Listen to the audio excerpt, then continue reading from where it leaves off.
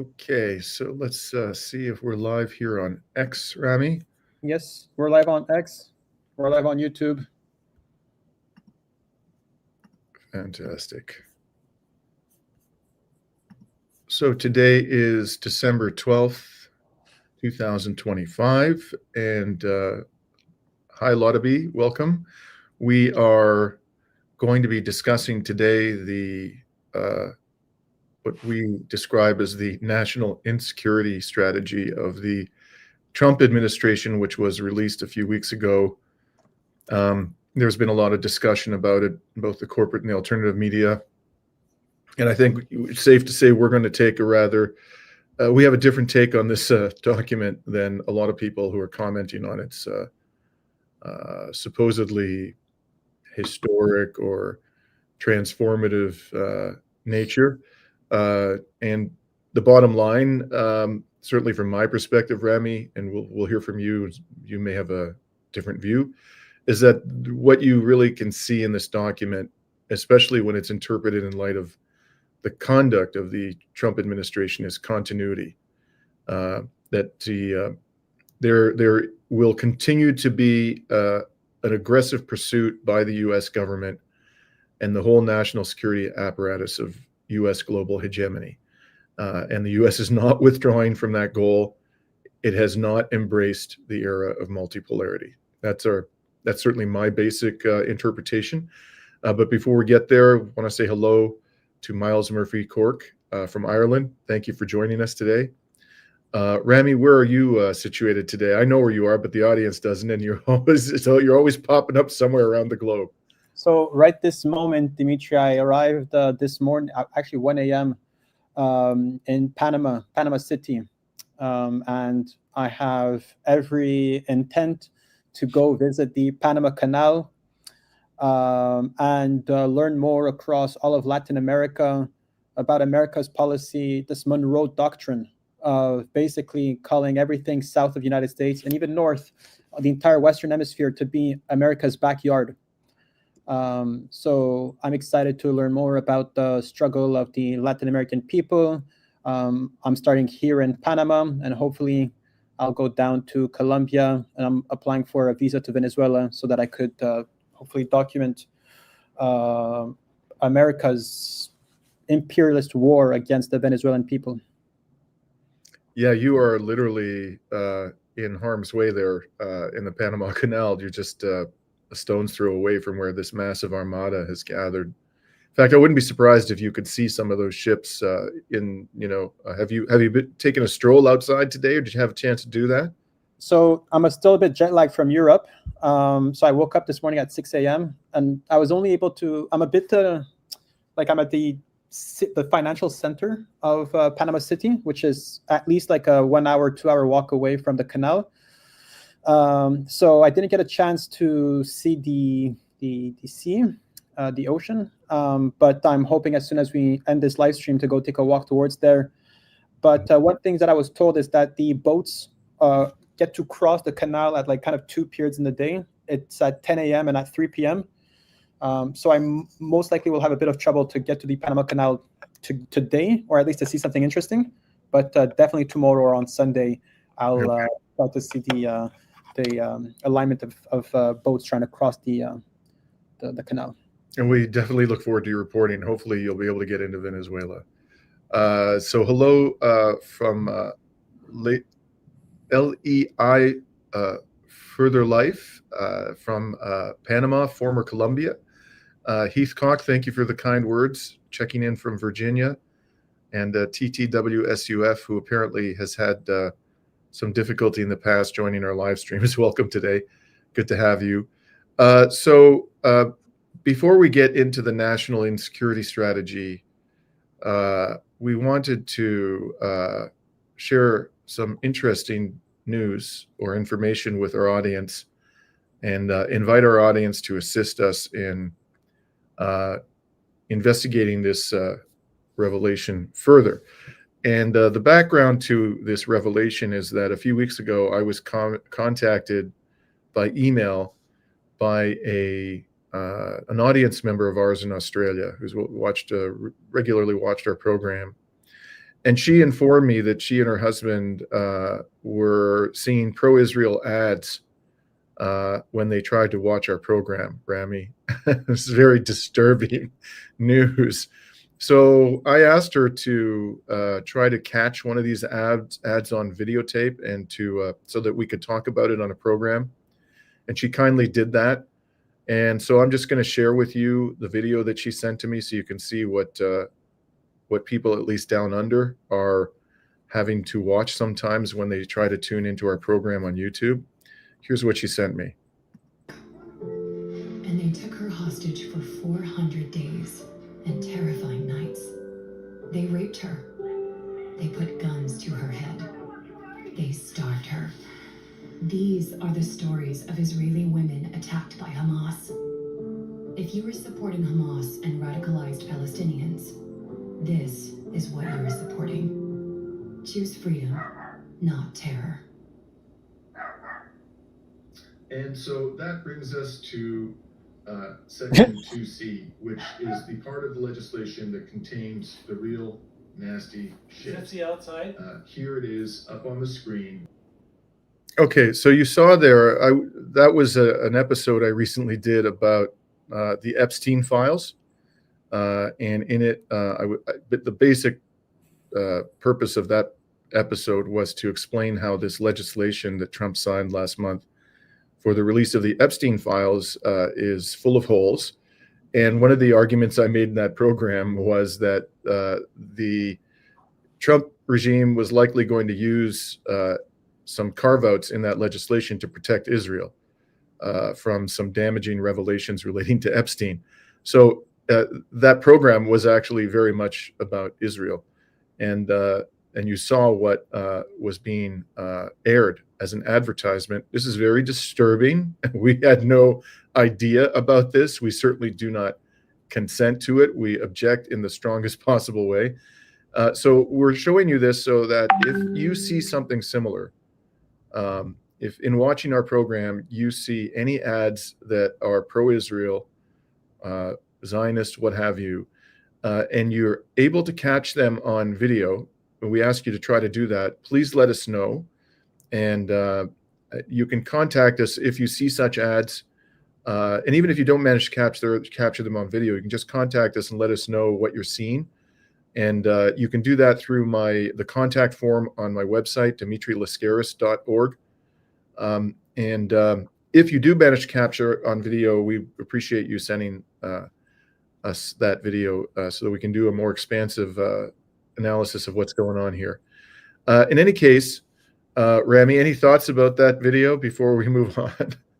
But I think this rings a bell because I think Netanyahu signed an agreement with like Google and YouTube to like spend X amount of millions of dollars on like propaganda through YouTube. I see someone in the comments said those ads are pushed by the Israel government advertising agency. Most likely. But one thing's for sure is that independent media is outperforming mainstream media and any like governmental push to brainwash the people, right? I think there's no amount of propaganda at this point with what we saw in this genocide that anyone's going to fall for this type of nonsense. And if anything, they pay for every click on these ads. So might as well click on them, make them waste some money. Right. But, okay, so let's move on then to the national insecurity strategy, as we call it, or as Trump calls it, the national security strategy. So just sort of broadly speaking, many in the corporate and alternative media have tried to make the case since this thing was published a couple of weeks ago that this national security strategy portends a dramatic, even historic shift in U.S. foreign policy. And some commentators claim that the document constitutes a renunciation of the objective of U.S. global hegemony, which has been the dominant objective of U.S. foreign policy in the post-World War II period. Some have said or suggested that the document signals a future U.S. withdrawal from Europe and NATO. If not an outright withdrawal, then at least a de-emphasis on European relations with the United States. And also that it constitutes evidence of Trump's determination to bring an end to the war in Ukraine and to achieve what this document describes as strategic stability with the Russian Federation. So personally, I disagree strongly with all of those assessments. I see nothing in this document which should inspire confidence that the U.S. goal of global hegemony is being abandoned. I don't see any real evidence here that the U.S. is finally embracing the era of multipolarity, which is now upon us. And I think that all evidence, credible evidence, leads to the conclusion that the U.S. elite, foreign policy elite, the military-industrial complex remain fanatically committed to the project of U.S. global hegemony. And before we get into the nitty-gritty of this document and show you why I take that position, I just want to make a few general comments about the document. First of all, I think you should view this as a marketing document. And I say that for a couple of reasons. First of all, no rational government is going to tell the entire world the whole truth and nothing about the truth of its national security strategy. If you did that, you would be giving invaluable information to your perceived adversaries. So in any document like this, it's not just the US government. I think it's any major power that puts out a document like this. It is certainly going to contain significant amounts of disinformation, misdirection, and also there's going to be a lot of vitally important information that's just not going to be talked about at all. It's basically lying by omission. And that's just sort of, acting in self-interest. It's not in the interest of a nation to undress and to show to the entire world what its real, complete, comprehensive national security strategy actually is. But in the case of Donald Trump, there's another reason to distrust this document, and that is that Donald Trump is a pathological, demonstrable liar, and his word means very little. And what matters at the end of the day, especially when you're dealing with somebody like Trump, is look at his actions. And as we've said many times on this program, you are what your record says you are. So a far better indicator of how the Trump regime is likely to act in the future is its past behavior, not some rhetoric in a document, a 33-page document like this one. And the record of Donald Trump, frankly, is one of unrestrained domination and aggression. So I suggest to you that no one should take this document at face value. Its primary utility is it tells us what Donald Trump wants us to believe about the goals of his administration, not necessarily what those goals are. And second, much of the strategy, it's also a general point I want to make about this, much of the strategy laid out in this document, particularly its prescriptions for dealing with the Western Hemisphere and China, are likely to make Americans less secure, not more secure. And that's why we call it the national insecurity strategy. So on the question of whether or not this is a document that you can take at face value and trust, I'd like to point out that there are some pretty damn audacious lies in this document. So let's take a look at a few of them. I mean, the document is basically jam-packed with demonstrable falsehoods. But here's the opening statement from Trump himself. He says in the very first sentence, over the past 9 months, we have brought our nation and the world back from the brink of catastrophe and disaster. No, Mr. Trump, we've actually moved closer to catastrophe and disaster. Trump, in the 10 months that he's been in office, attacked Iran, bombed its nuclear facilities, something which none of his predecessors had done. He imposed severe secondary sanctions on Russia and China for buying Russian oil, something which his predecessors had not done. He continued the genocide in Gaza. Now, to be fair to him, I suppose he wasn't on duty when the genocide began, but he has certainly continued it and continues to this very day. And you see what he's doing now, just a stone's throw from where Rami is situated in Panama. The man is, engaging in the most barbaric behavior imaginable. No prior president was just openly murdering people in the Caribbean Sea based upon some unsubstantiated claim that they were narco-terrorists. And now they're seizing Venezuelan tankers or tankers that are carrying Venezuela oil. They're just boarding them and stealing them. So we're going to come back to that in a moment.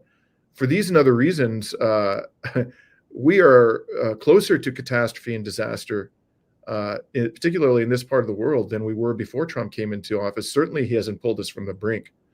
And then you go down to the bottom there, in the paragraph I've highlighted, he talks about these wars that he stopped. Actually, he hasn't stopped any of these wars to the extent that they've been stopped at all. It's largely for reasons, or entirely for reasons, that had nothing to do with Trump. And then he says at the very end, America is strong and respected again. Excuse me, I think America is less respected today than it has been at any time in my lifetime because of Trump's, I mean, certainly not, it's not only Trump who's to blame for this. Biden bears a lot of the blame, Obama and so forth. But really, I think America's credibility in the world today, in no small part due to Donald Trump's excesses and insanities, is at a low point. So this is just, incredibly propagandistic to make these claims with a straight face. And it doesn't stop there. So this one was an eye popper for me. He says, the document says, the United States is by every measure the most generous nation in history. Mm-hmm. Now, it behooves me to point out here that, and by the way, what I'm about to say is also very true of Canada, where Rami and I reside, okay? So it's not just the United States. The United States and Canada were both founded on a theft of the resources of an indigenous peoples who lived here long before, centuries before Europeans arrived. Their land and resources were stolen by means of a genocide. Not only that, but the United States was built upon slavery, the institution of slavery.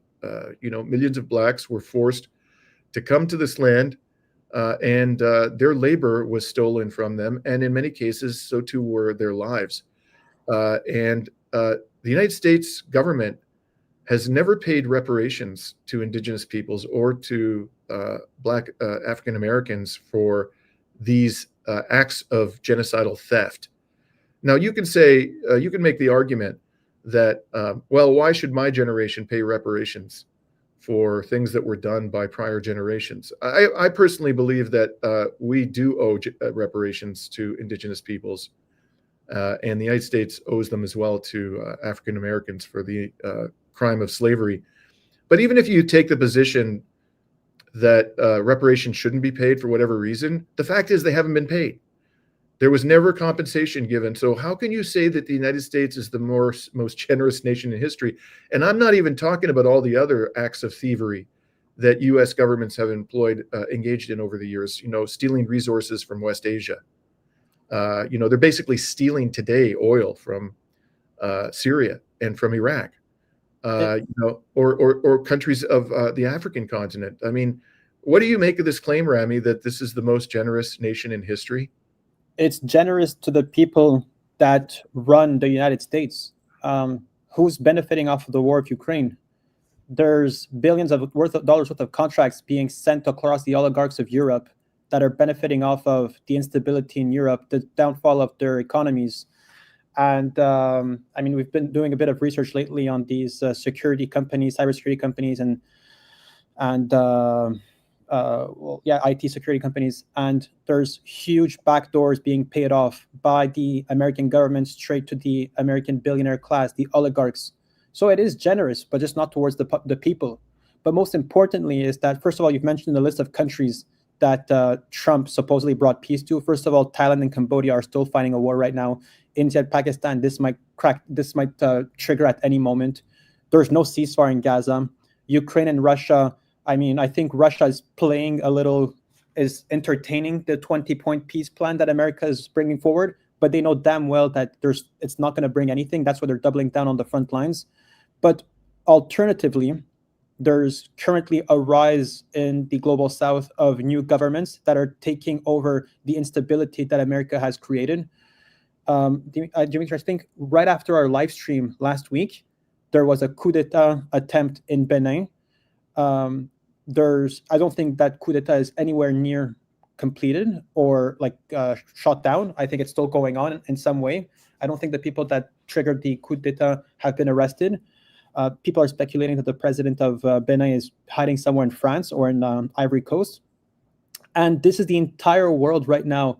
I mean, we cannot look at what's going on in the world without being under the concept of some great war that is happening, right? There's like a world war, and the global South is taking advantage of this instability behind these great powers to rise up and to cut their ties with their former colonial powers. So I hope we're going to have a bit more time to speak about what happened in Benin. But this confederation of African states in the Sahel, with Benin joining them, it'll finally give them access to the sea, to the ocean, and then if they're able to get Gabon, it will actually create like some form of umbrella around Ivory Coast, Senegal, and that will push more revolutions across the African continent. So to say that the world is now more at peace or America's a much more respected country in the world, it's a blatant lie.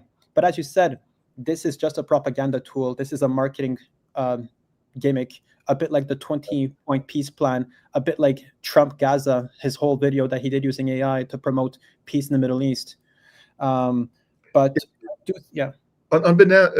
we don't want to spend too much time on this just because it'll take us off topic. But I heard reports that the French military was bombing the army barracks in Benin when this coup was attempted. Is that true, Rami? Do you think that they actually did launch airstrikes against Benin army positions? But not just France. So France was playing some information gathering in Benin, and then they were coordinating with Nigeria to bomb border posts because the coup was able to take control over certain critical ports of entry, such as the airport and the land borders.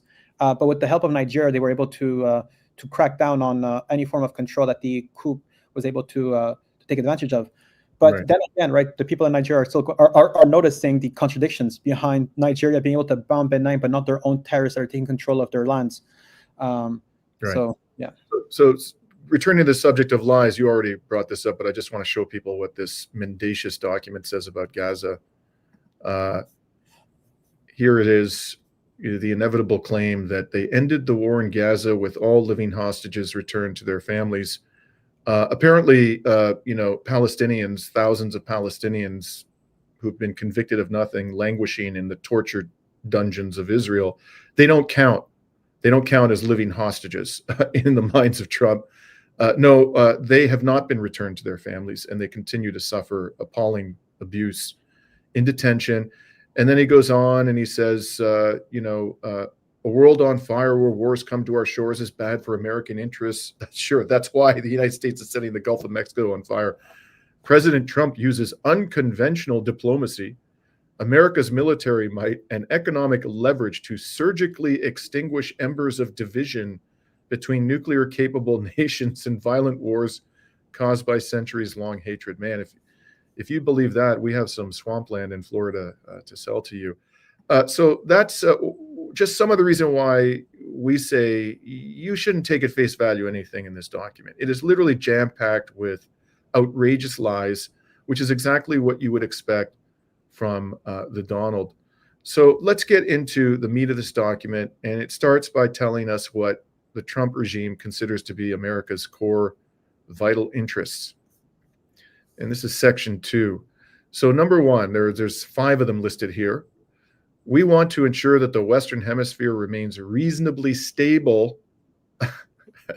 Again, is what Trump is doing in the Caribbean likely to lead to reasonable stability and well-governed enough to prevent and discourage mass migration? So, basically destroying the Venezuelan economy, bombing boats in the Caribbean, and stealing tankers is going to discourage mass migration. If anything, a land invasion in particular, or the bombardment of Venezuela, is going to cause millions of Venezuelans to flee the country, many more than have already fled.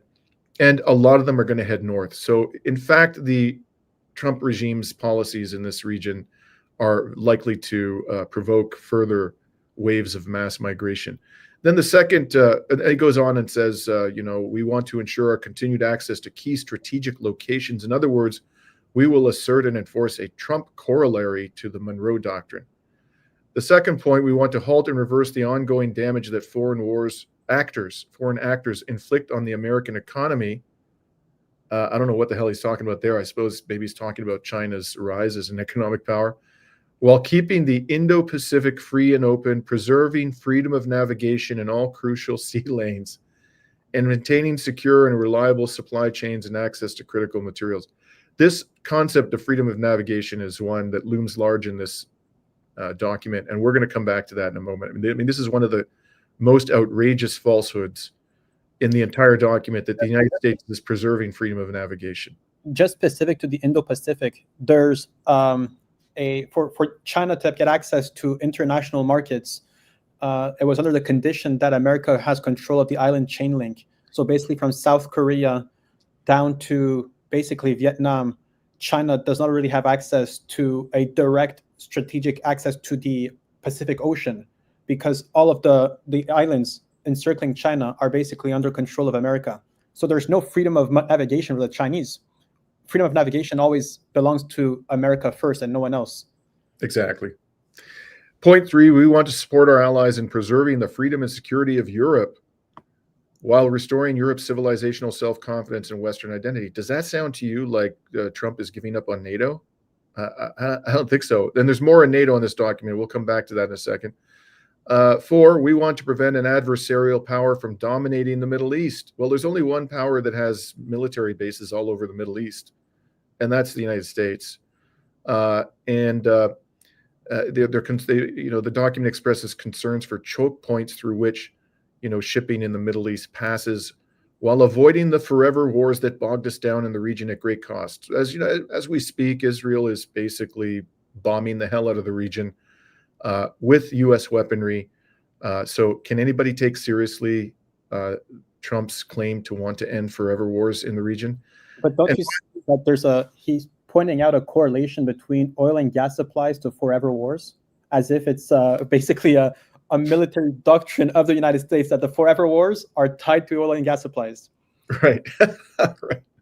So the final point, we want to ensure that U.S. technology and U.S. standards, particularly in AI, biotech, and quantum computing, drive the world forward. To the extent the U.S. excels in these categories, these technologies will be used to enrich the U.S. elite. It won't even be used for the benefit of the American people.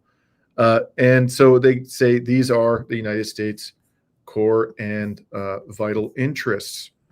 So then none of this, we would say, constitutes a major or even significant shift in U.S. foreign policy. In fact, Trump here is doubling down on the U.S. government's fake pretext for maintaining a huge military footprint in the Indo-Pacific region, which is freedom of navigation. So Rami just touched on this. Let me just drive home this point. As we said already, in the Caribbean, the United States is bombing vessels in international waters, murdering people, claiming that it's doing so because Venezuela, it says, is a major source of narcotics coming to the United States.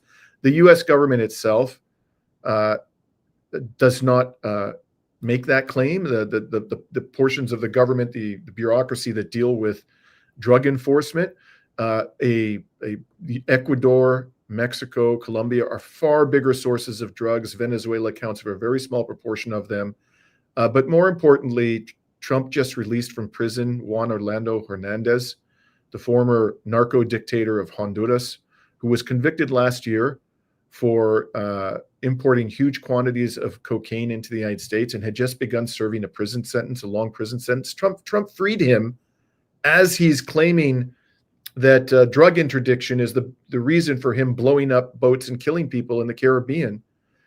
So it's almost as if he's like showing us the middle finger and laughing at us, thinking that we're stupid enough to buy the explanation that this is not about Venezuelan oil, it's about drugs.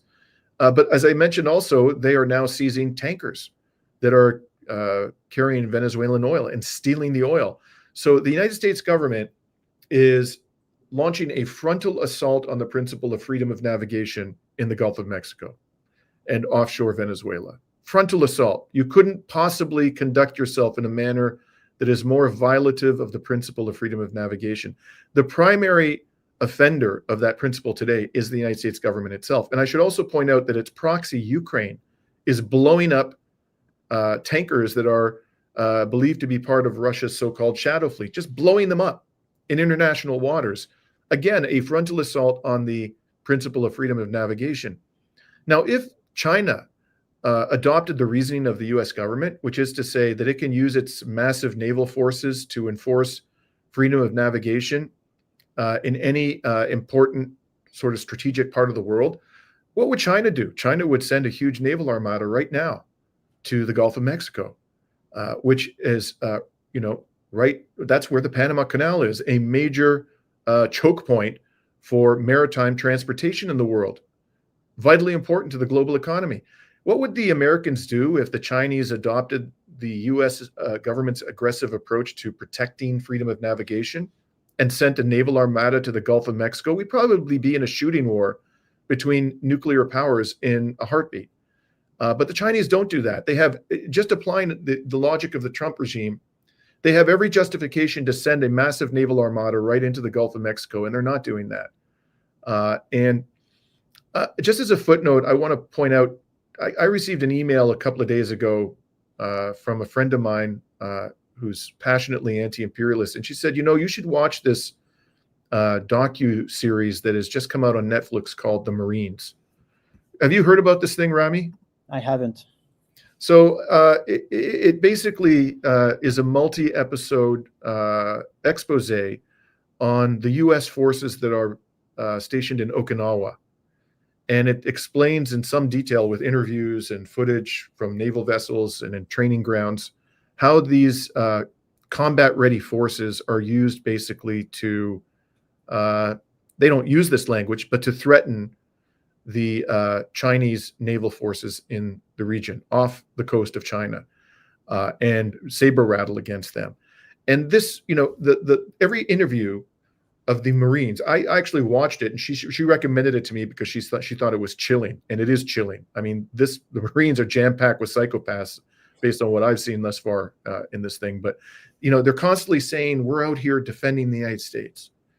We're ready to lay down our lives to protect America. But they never ask a simple question in this docuseries, and that is, why do you need to send naval forces off the coast of China in order to defend America? Doesn't it make more sense for you to repatriate your naval forces and keep them off the coast of the United States if your goal is to actually protect the territory of the United States? By putting your naval forces out there, you're actually making America less secure, because this is heightening the risk of a military confrontation between two nuclear-armed states. That is what the U.S. application, quite apart from its hypocrisy, saying you're protecting freedom of navigation there while you're violating it 6 ways from Sunday in the Caribbean and in the Black Sea. Quite apart from its hypocrisy, this is making the American people less secure. But just to come back to what you were talking related to Venezuela being accused of being a narco-trafficking state, but this is not the first time we hear such an accusation. I mean, Trump used it against Canada to justify the trade war that we're going through, right? That Canada was this big exporter of drugs towards the United States. And we understood that as soon as we use accusations of drug infiltration or basically being narco-traffickers, it allows us to break away from any form of agreements because it basically declares that we're in some state of war with these exporters of drugs. So that's that's the case for Venezuela, right? They need to find a reason to go to war with Venezuela, and and also the United States has been using these trade wars along with Canada and Mexico to push us to against China, right? So there was an announcement last week by the president of Mexico, Sheinbaum, to put 50% tariffs on Chinese imports. And this is probably just to win a better favor from the Americans, and Canada as well, all agreed to point all of our to restrict trade with China. So it's more about bullying our neighbor, for Trump to bully his neighbors. That's basically part of his insecurity doctrine that you've been showing. It's to leverage drugs as an act of war against others, and then to push the neighboring countries to put sanctions on China. And sadly, we're falling for this trick. Yeah, that is really disappointing that Mexico did that. But it's one can sympathize with their position, given their economic relations with the United States. So that's the vital core interests set forth in this document. Now, I'd like to show you some verbiage which, to my mind, reinforces that the United States government remains committed to the project of U.S. global hegemony. So here's what I would describe as the language of supremacy. On pages 3 to 4 of the document, I've highlighted the relevant language. No adversary or danger should be able to hold America at risk. And then it says that it wants to recruit, train, equip, and field the world's most powerful, lethal, and technologically advanced military to protect our interests, deter wars, and if necessary, win them quickly and decisively with the lowest possible casualties. We want the world's... Sorry, go ahead, Rami. Lowest possible casualties to our forces. Correct. Not to civilians impacted, not to the millions of Iraqis and Syrians. Right. Or Iranians that were killed just not too long ago. And then it says we want the world's most robust, credible, and modern nuclear deterrent. We want the world's strongest, most dynamic, most innovative, and most advanced economy. And then at the bottom, we want the world's most robust industrial base. American national power depends on a strong industrial sector capable of meeting both peacetime and wartime production, blah, blah, blah. So the point here is that the United States has to be number one in everything. That is the attitude of the Trump administration. The idea that any state might be the equal, or God forbid, better than the United States in one of these categories is completely intolerable to the Trump administration. So I say that this is entirely consistent with the attitude of the U.S. government throughout the post-World War II period, and particularly since the dismantling of the Soviet Union, that the United States has to be number one in every category, and that it will not tolerate anybody being the equal of the United States in any category of strategic importance. So then we go on, and there's more language here. There's plenty of language like this, which indicates the aspiration of supremacy.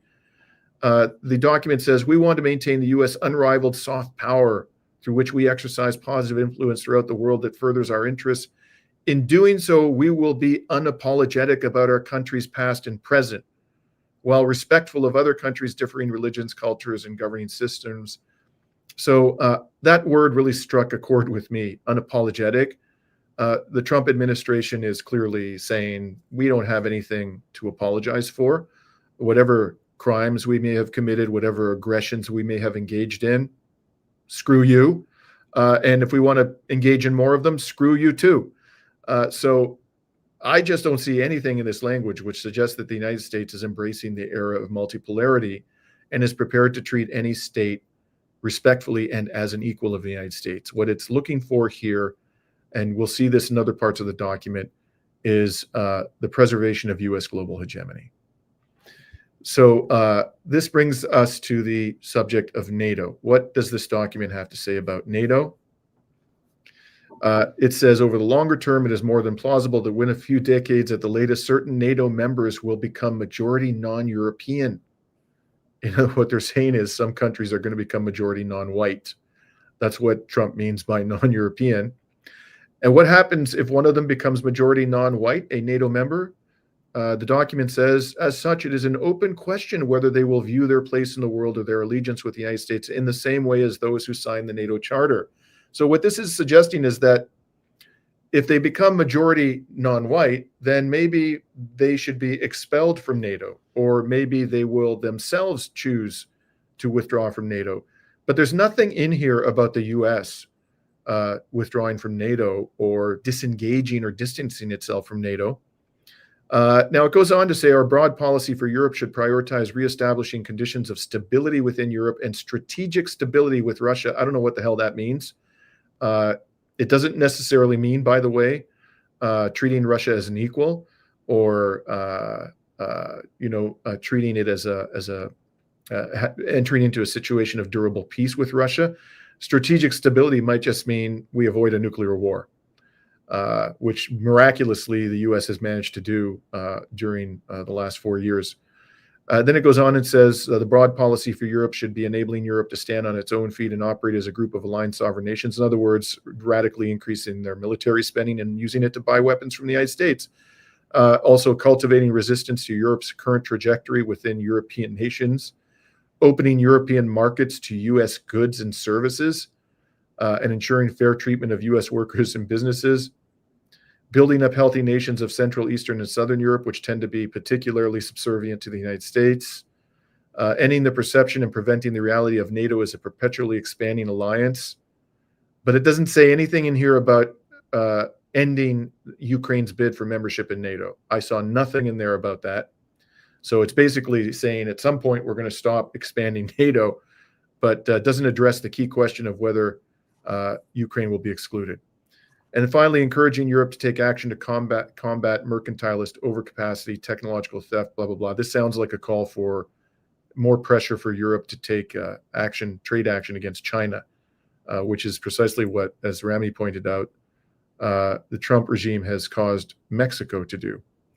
So you tell me, do you think there's anything in there that signals a withdrawal of the United States from NATO or the U.S. disengagement from NATO? I just don't see it. Rami, what do you make of this language?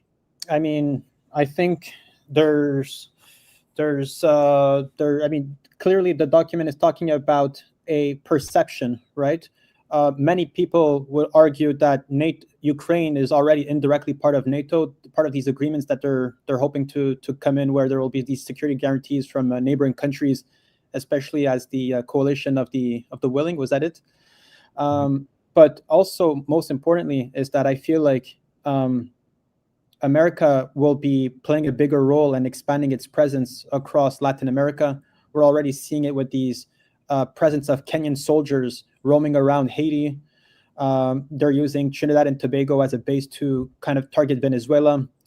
So I don't see anything in this document that is showing that America is looking to be more peaceful. If anything, we're seeing that the action on the ground is that America is being a lot more hostile than it has ever been. Agreed, 100%. So now let's see what the document has to say specifically about Russia. We want Europe to remain European, to regain its civilizational self-confidence. Sure, yeah. That's why he's constantly ridiculing European nations and interfering in their domestic policies. This lack of self-confidence is most evident in Europe's relationship with Russia. European allies enjoy a significant hard power advantage by Russia by almost every measure save nuclear weapons. That's just total nonsense. You know, if the Europeans actually, even if they combined all their military forces and went to war with Russia, I think it's safe to say that they'd get annihilated. Their military forces are relatively small. Their military technologies are inferior to those of Russia. And Russia's forces are now battle-tested, battle-hardened, and they have been waging a brutal war for 4 years using the most advanced military technologies. Both sides have.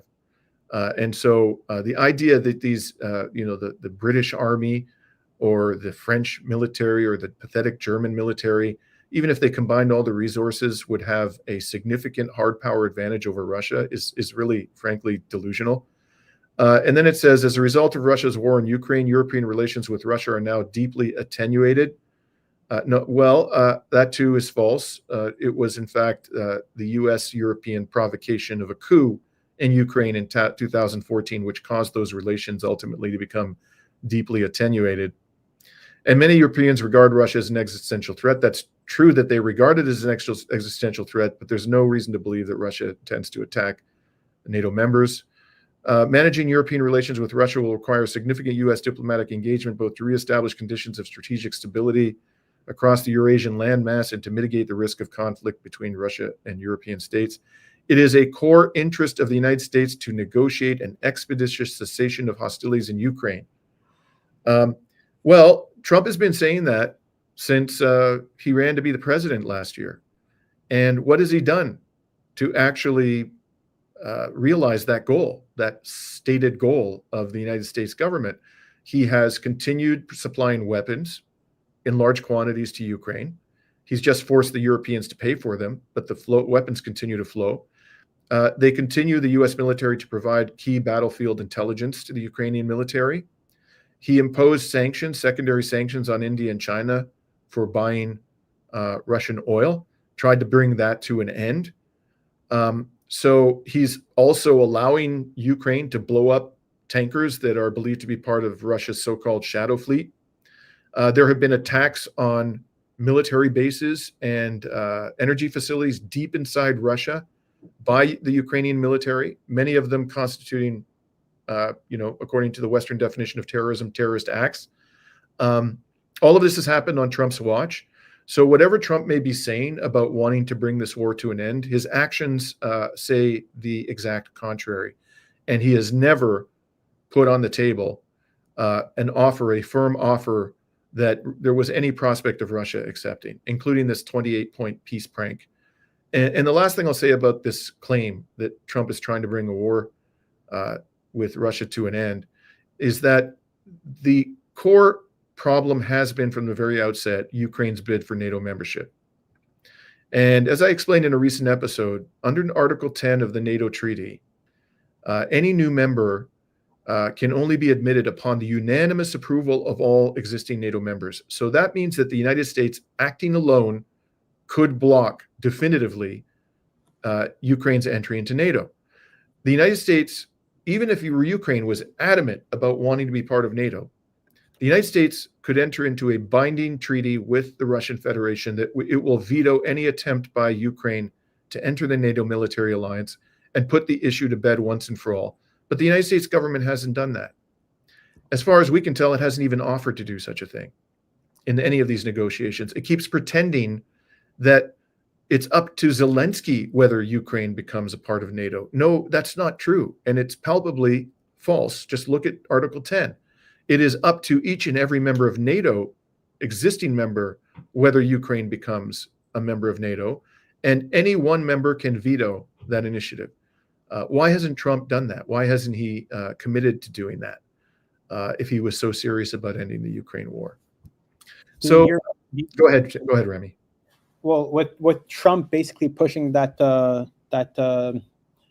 peace plan, basically it seems like he put Europe on the alert to foot a bigger bill towards Ukraine.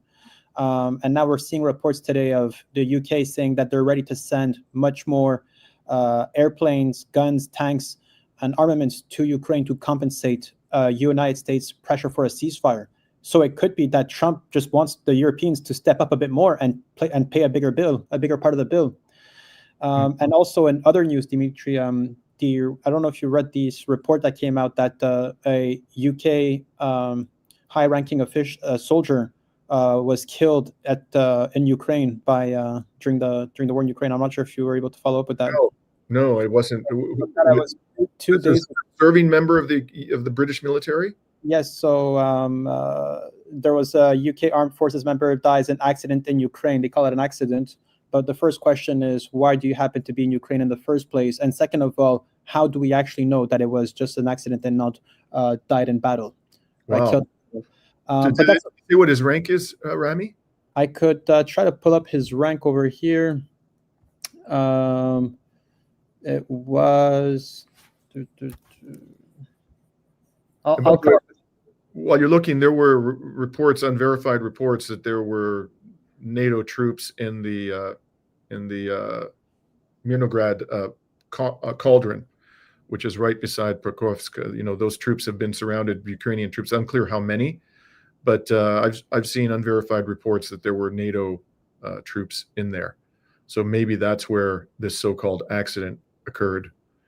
So also during the siege of Mariupol, right, there were claims that there were negotiations to get specific soldiers out of the siege of Mariupol, and there were some hints that these were probably European soldiers or high-ranking officials that were coordinating Ukrainian soldiers. But there's this article from Reuters that says Russia says UK should disclose what British soldier killed in Ukraine was doing. The person is currently unnamed. So if you have nothing to hide, I feel like being transparent is probably fine, no? Yeah. And this is just another indication of how, how much restraint Russia has shown vis-a-vis NATO.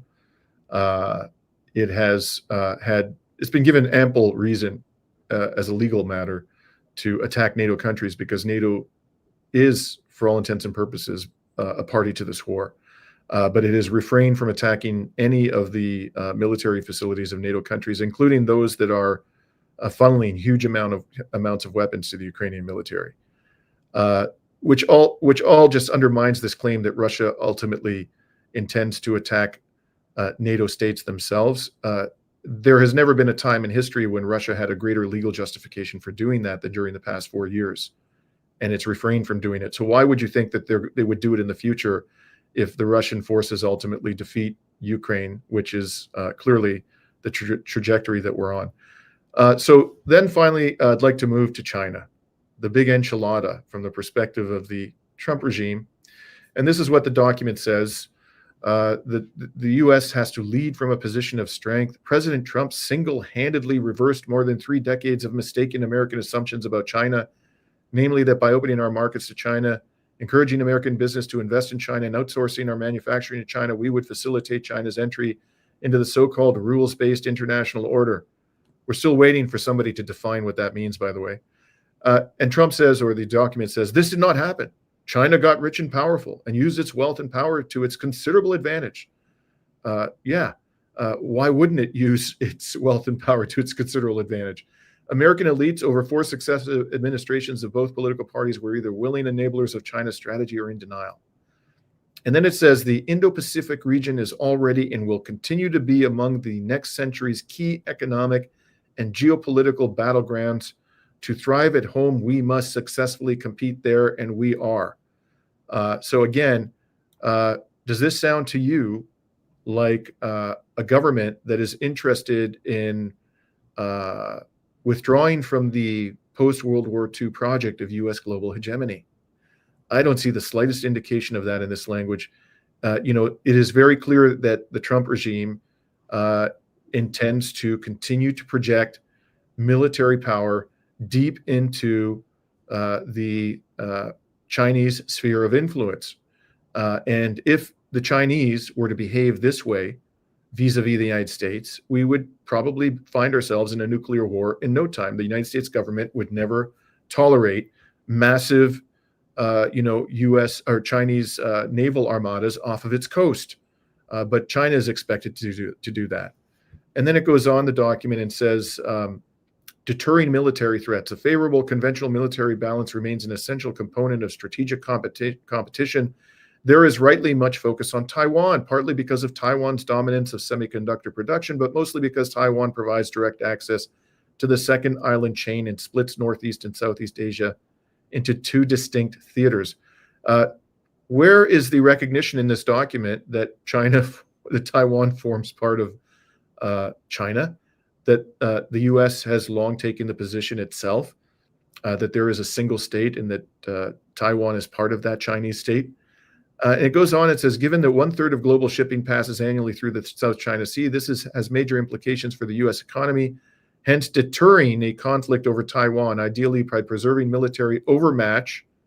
So they have to be militarily superior to China, including in that region, in China's own sphere of influence. Hence, deterring a conflict over Taiwan, ideally by preserving military overmatch, is a priority. We will also maintain our longstanding declaratory policy on Taiwan, meaning the United States does not support any unilateral change to the status quo. And the United States is, in fact, providing weapons to Taiwan and military training to its military forces. It goes on and says, we will build a military capable of denying aggression anywhere in the first island chain. But the American military cannot and should not have to do this alone. And at the bottom, this will interlink maritime security issues along the first island chain while reinforcing U.S. and allies' capacity to deny, blah, blah, blah. So you may be wondering, what is the first island chain? Here it is. It's that red line. So the United States, what it's saying in this document is it will continue to maintain robust military presence in the islands along that chain. As you can see, they ring the entire Pacific coast of China, not only China, but also further to the north there, the Russian coast as well. So this military presence, is not only the massive U.S. military presence along this chain is not only a threat to China's security, it is also a threat to the security of the Russian Federation, with whom the Trump administration claims to want peace. So again, Rami, do you see any indication here that the U.S. government is giving up on its project of U.S. global hegemony? I mean, it's clearly saying that America needs total control of the South China Sea as if it's a sea that belongs to them. We're talking here about protecting America's interests. Where is America's interest in the South China Sea other than the interests of these oligarchs that are running the country? And then the first island chain, right? You spoke about that part. But then on the western side of China, where they're trying to build a separatist movement, they're being, every now and then, every other month, we hear about the issues in Tibet, issues in Xinjiang, and issues in Hong Kong. The whole point is to balkanize China the way they succeeded in doing the USSR and Yugoslavia. So it's about isolating China from any access to foreign markets through land in the West, through its Belt and Road, and access to shipping its goods through the South China Sea to the Pacific Ocean or internationally. Yeah. And this is why I believe it makes total sense for China to realize that at some point, Western markets, Europe, North America, will not be markets they'll have access to. And they're building this Belt and Road initiative. They're doing massive investments in Africa and Latin America because at some point, these will be the only markets China will get access to if America keeps cracking down on China's ability to export. But at the moment, from everything that we've been reading about this security plan of Trump, it's all about controlling markets, controlling shipping routes, and making sure that no one challenges in a fair manner America's economic might. China is guilty of having a great system that is able to produce goods at a cheap price and dominating trade without enslaving any other countries. Yeah, this is a great point, Rami. No state on earth has a greater interest in freedom of navigation than China because it is an exporting powerhouse. And so much of its exports are delivered to markets by maritime transportation. So this idea that China would impede or halt the flow of maritime transportation in waters off its shores is preposterous. That would do devastating damage to the Chinese economy. The state that has an incentive to halt or impede the free flow of navigation in this part of the world is the United States, because China's export prowess is leading it to become the world's top economic and industrial power. So it's the U.S. that has an incentive to impede the flow of navigation here, not China. And as I said at the outset, this is exactly what the U.S. is doing, either directly or through its proxies, in the Gulf of Mexico and in the Black Sea, by seizing vessels, its proxy blowing up vessels, it itself blowing up vessels in the Caribbean. It is the primary threat to freedom of navigation, not China. And I think it's also important to talk about these fake islands that China is supposedly building in the South China Sea. I believe it comes from total necessity. It's their only way of breaking this hostile island chain link without using military power, so that they can export their cheap goods to the entire world so that we can be able to finally afford things. So I truly expect to see much more courage from countries. And I was really disappointed when I heard about Mexico putting 50% tariffs on Chinese imports. We were seeing France ban apps like Temu. Of course, Temu is not the most ethical app out there, but clearly the intention is not to have more ethical options. The intent is to suffocate China and not allow them to trade. Yeah, and I think you're referring here to, let me just pull it up on the screen. Are you referring to the Spratly Islands? Yes. So there's islands that China is building close to Vietnam and Philippines.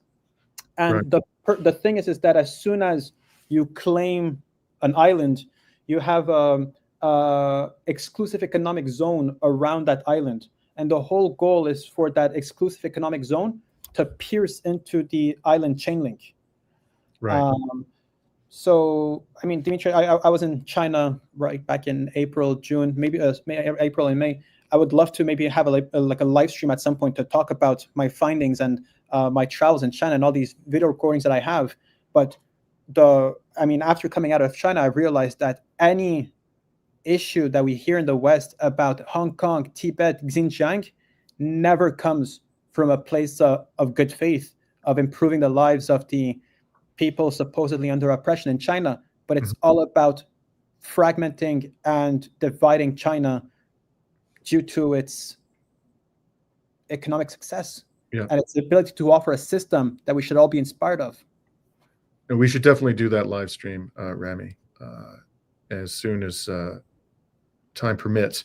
So lastly, last part of this document we want to talk about briefly is the resurrection, the explicit resurrection of the Monroe Doctrine.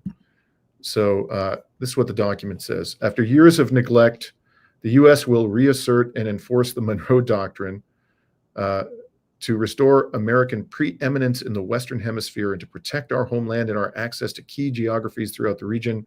We will deny non-hemispheric competitors the ability to position forces or other threatening capabilities or to own or control strategically vital assets in our hemisphere. Let's just stop there.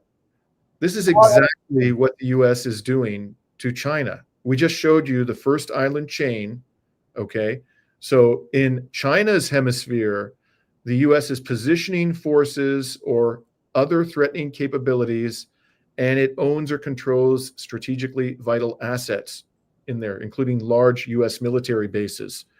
For example, Okinawa in Japan. So the U.S. is doing exactly in China's backyard what it says it will not allow any country to do in its backyard. And here they are defining America's backyard very broadly. It's the entire Western Hemisphere. It's not just the Gulf of Mexico.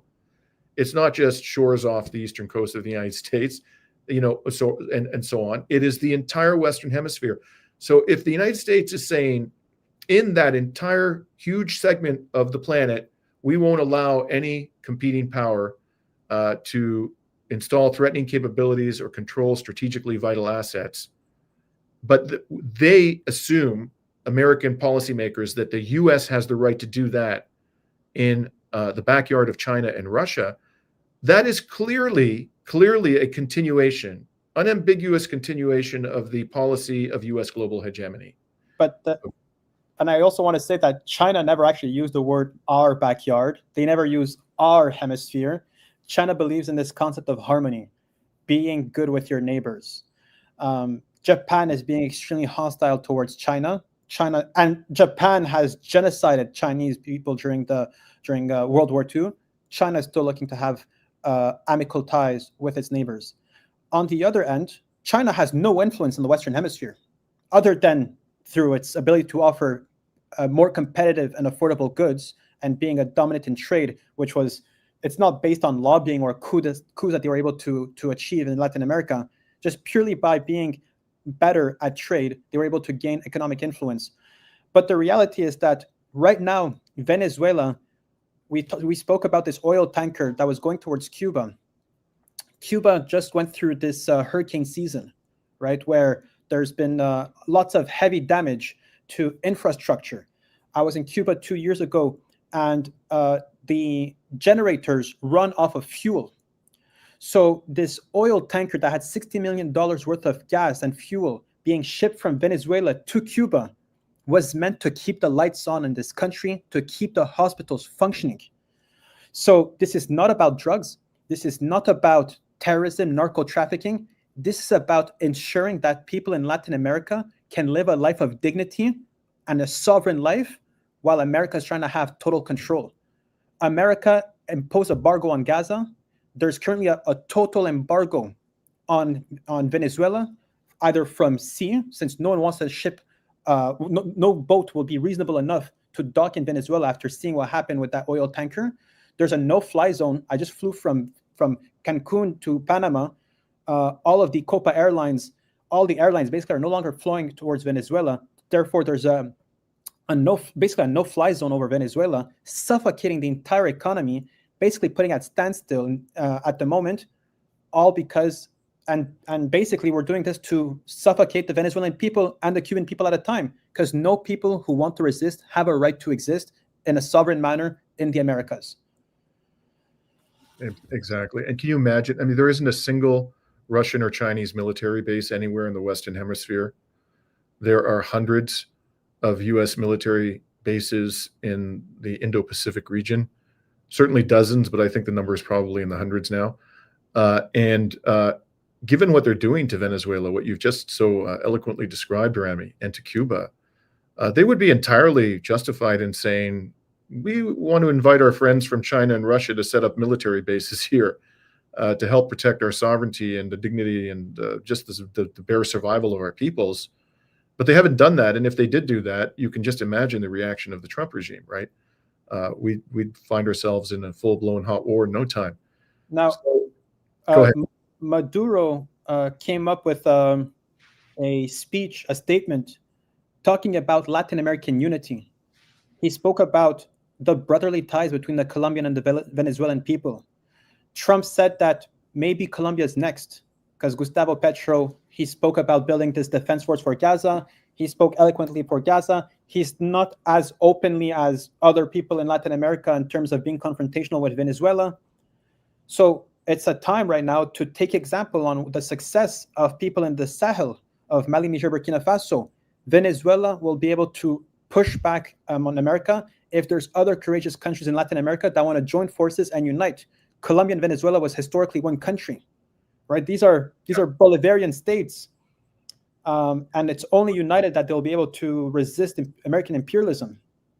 And I think that this aggression is likely to drive these governments to be more united in their opposition to U.S. hegemony.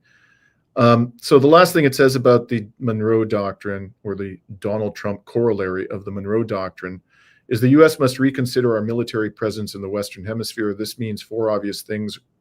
One, a readjustment of our global military presence to address urgent threats in our hemisphere, especially the missions identified in this strategy, and away from theaters whose relative import to American national security has declined in recent decades or years.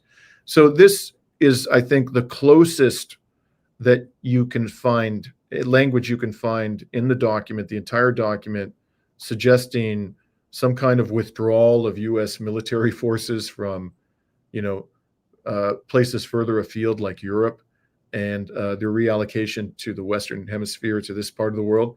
But I think people are reading too much into the word readjustment. That could mean just a minor. That could just mean an increase, a modest increase in the U.S. military footprint in the in the Caribbean region, in South America, Central America. It doesn't mean the U.S. withdrawal from NATO or disengagement from NATO, and all the language you see in this document suggests otherwise. And it certainly doesn't mean any kind of U.S. retrenchment from the Indo-Pacific region. It is crystal clear from this document that the U.S.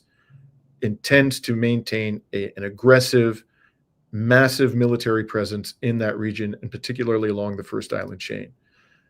So at the end of the day, all of this, what does this amount to? It not only amounts to, continuity of agenda, which most people, as far as I can tell, in the corporate and alternative media are not interpreting this document to signal. But it also, I think, signals that the American people under the Trump administration are likely to be less secure. Again, this is why we started this whole program by calling this the National Insecurity Strategy.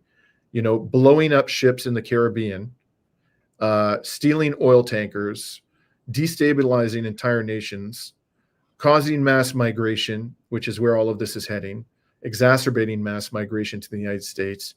This is not going to make the American people more secure. Putting huge costly military assets, threatening military assets off the coast of China isn't going to make the American people more secure. Blowing up commercial tankers in the Black Sea isn't going to make the American people insecure.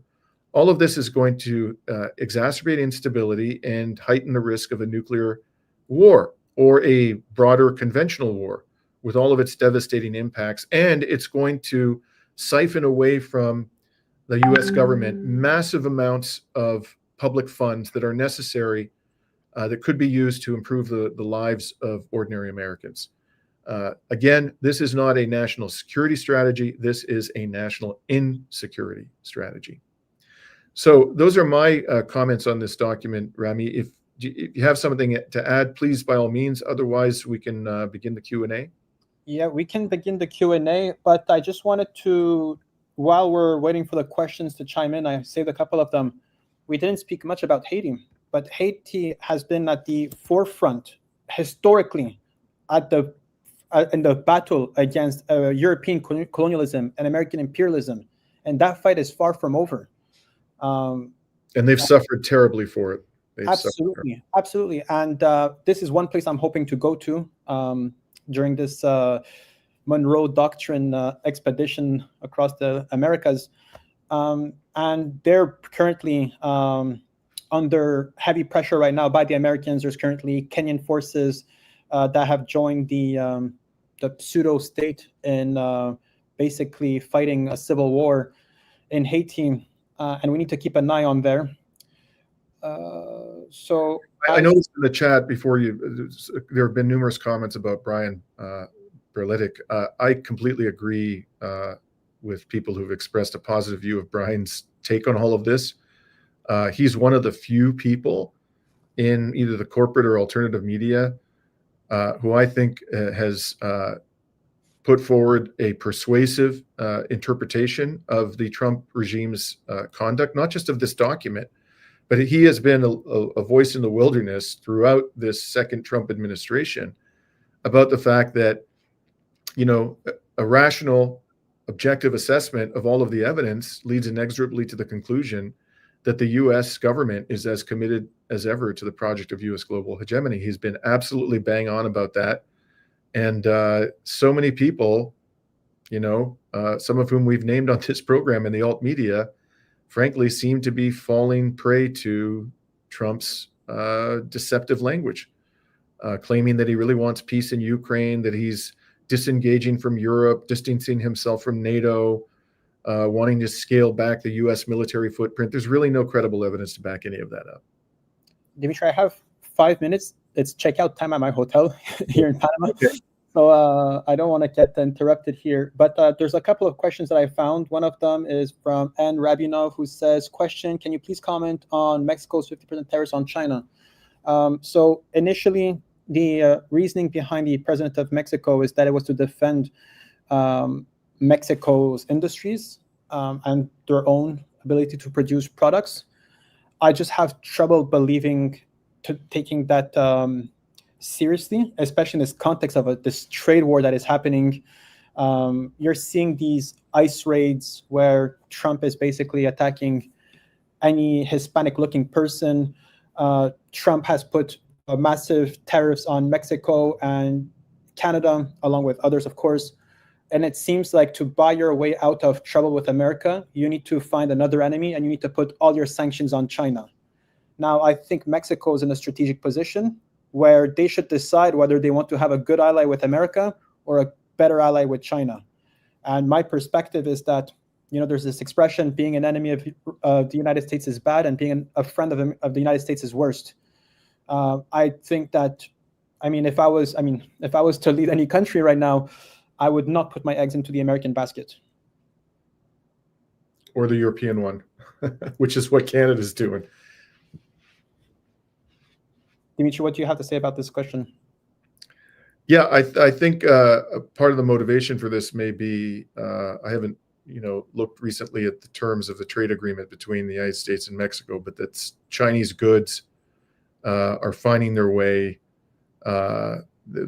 into the American market through Mexico without the hefty Chinese tariffs being applied. And so this may be the pressure that apparently the U.S. government has put on Mexico to impose stiff tariffs on Chinese goods, may be a way of stopping Chinese goods from entering the United States through Mexico at a lower tariff rate.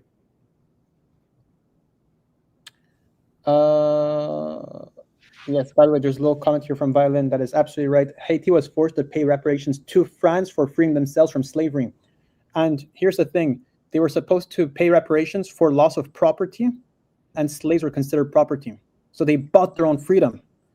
Terrible what the French did in Haiti. Yeah, thank you for reminding us of that, Violin 13. This is one of the greatest outrageous atrocities in human history, in my opinion.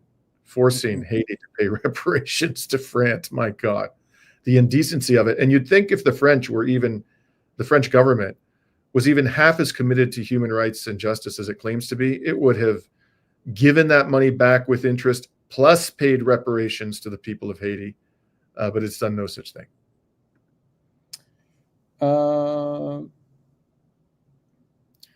Maria has a question about why Cyprus to buy oil from Israel when we have our own.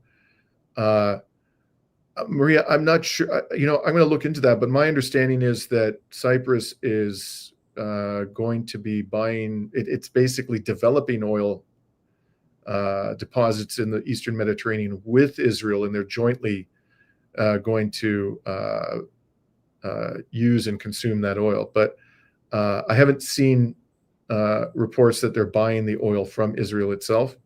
But I'll definitely look into that. If that's the case, that is obviously deeply concerning.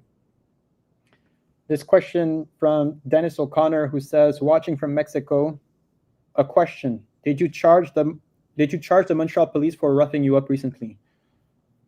I did not, Dennis, and the basic reason is that it's a significant. It's not like they injured me. They did, technically speaking, assault me, but I wasn't wounded. I wasn't hospitalized. And if I ended up pressing charges or bringing a civil action against them, it would consume a lot of my time and energy, which I really don't have right now. But this is not something that I've ruled out doing in the future. It is not the first time I have been roughed up by the Montreal police. And frankly, I'm getting fed up with it. And sooner or later, if this continues, I will at least bring a civil action and bite the bullet in terms of just putting the time and energy in necessary to do it.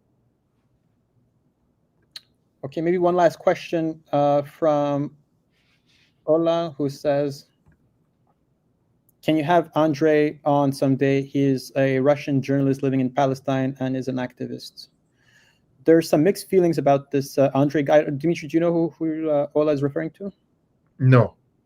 It's this Russian Israeli who now lives in the West Bank, who is in some way kind of documenting the life in Palestine and seems to be, interviewing Palestinians and exposing a bit of the occupation. But within the Palestinian community, it seems like there's mixed feelings about Andre. But I would be curious, Dimitri, Andre who? I think his name is Andre X.